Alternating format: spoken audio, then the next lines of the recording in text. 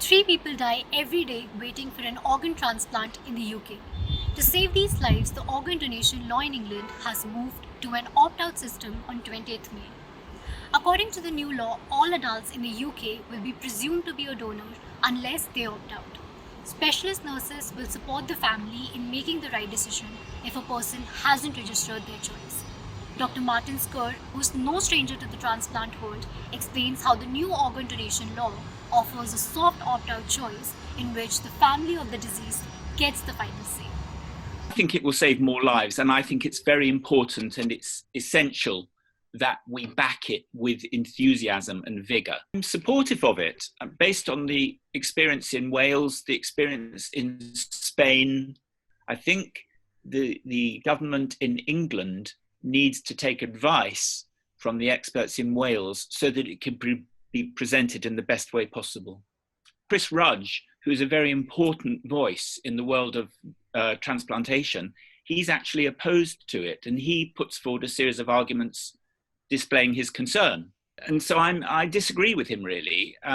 But then he was someone deeply involved in transplantation, whereas I was involved as a patient, in the sense that my wife had kidney failure and her son has also had transplants, and a son that we have together, my own son, also one day will need a kidney transplant. So this is a very potent sort of stimulus to one's emotions about the subject.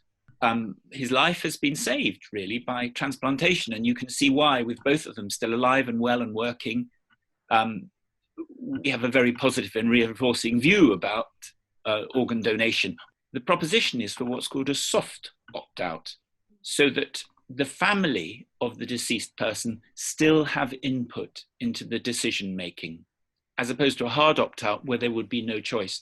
The fear being, and people are understandably fearful of this, that if the government owns your organs, maybe there will be transgressions in the care of the dying. Maybe if there's no hope for your condition, your death will be hastened, because it would save the state money, you wouldn't be in intensive care so long. There are all these worries.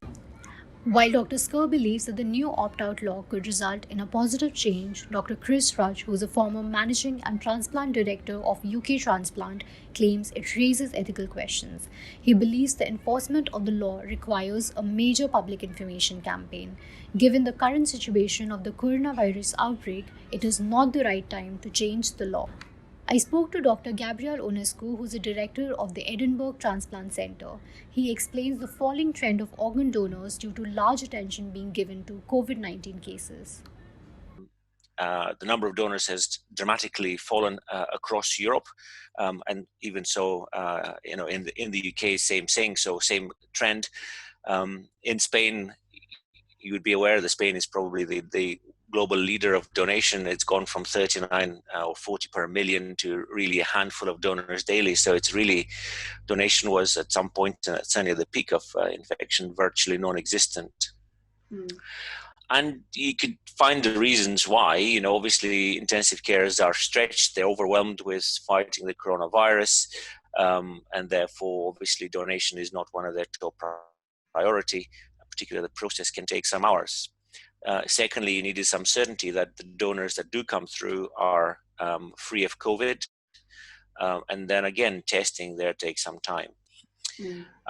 So that's on the donation side. And then obviously the lockdown has impacted on all the logistics of retrieval, transport, and everything else.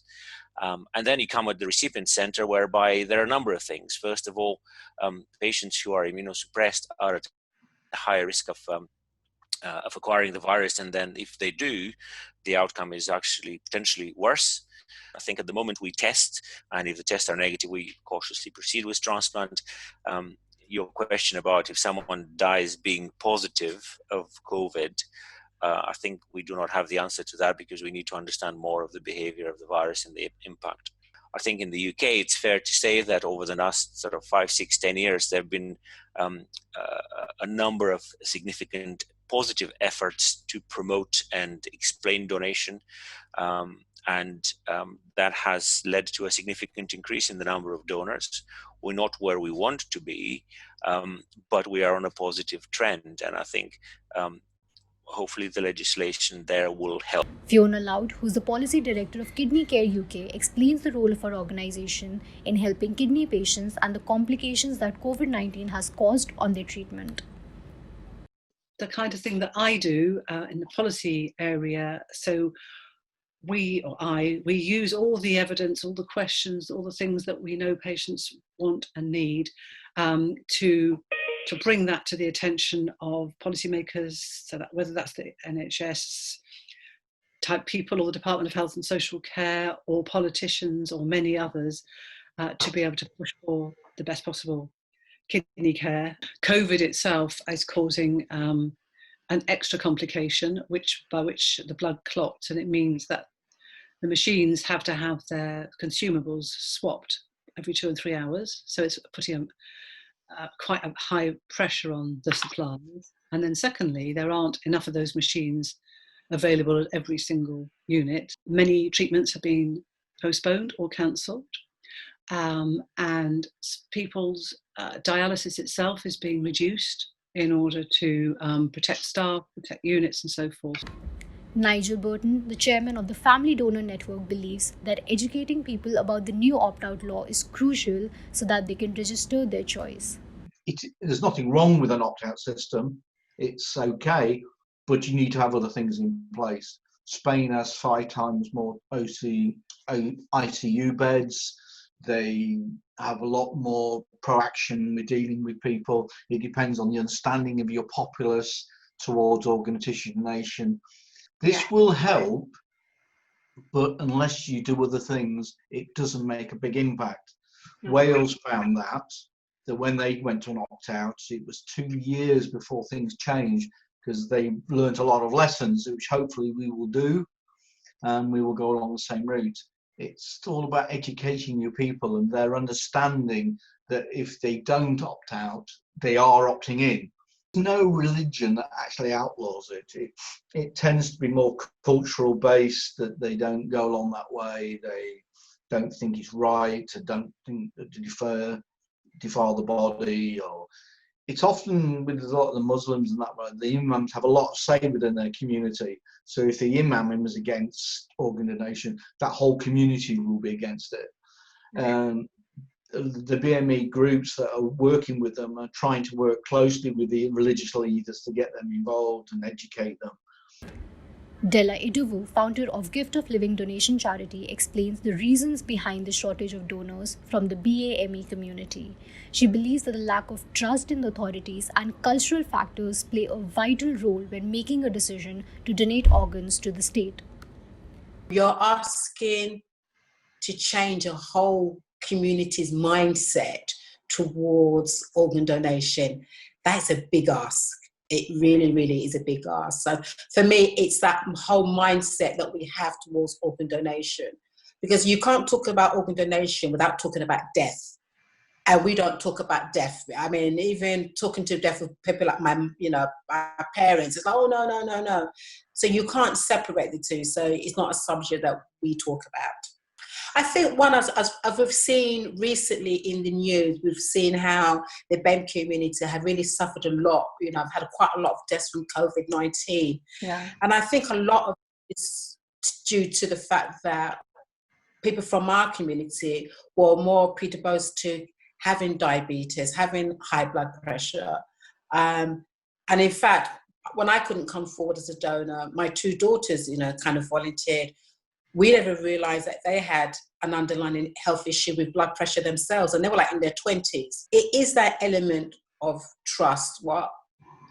Will they do a lot to save my life? Do they care for me enough to save my life? And don't think it's just to do with health. I think it's just general. When you think of education, when you think of the police, we've always had that problem with authority. So for me, health is no different. And I think organ donation is no different. So you've lost your loved one and they're coming to you at such an emotional time. If you haven't had that conversation, you're more likely to say no. I'm a Christian, and I always have this conversation with Christians as a person of faith. You know, really, that is part of our faith, as giving. You know, it's part of our faith. But if we believe we're going to go to heaven, I would say the best thing I can do really is to be an organ donor and just donate my organs so somebody else can have a better quality of life. And so, yeah, for me, it's a no-brainer. Tayo Idowu, who's the brother of Della and is also a kidney donor recipient, believes it's important to investigate the disproportionate impact of COVID-19 on the BAME community in order to regain their trust to donate organs. Well, I think the first thing should happen very quickly is to ascertain why we are more susceptible to COVID. Because I think unless we get to the bottom of that, people will not want to come into hospital, you know, either potential donors, recipients, or whatever.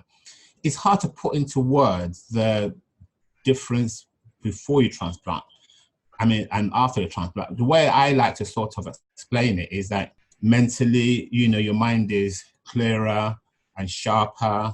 I remember when I put on my WhatsApp status, I put on it first time round, the fog has cleared.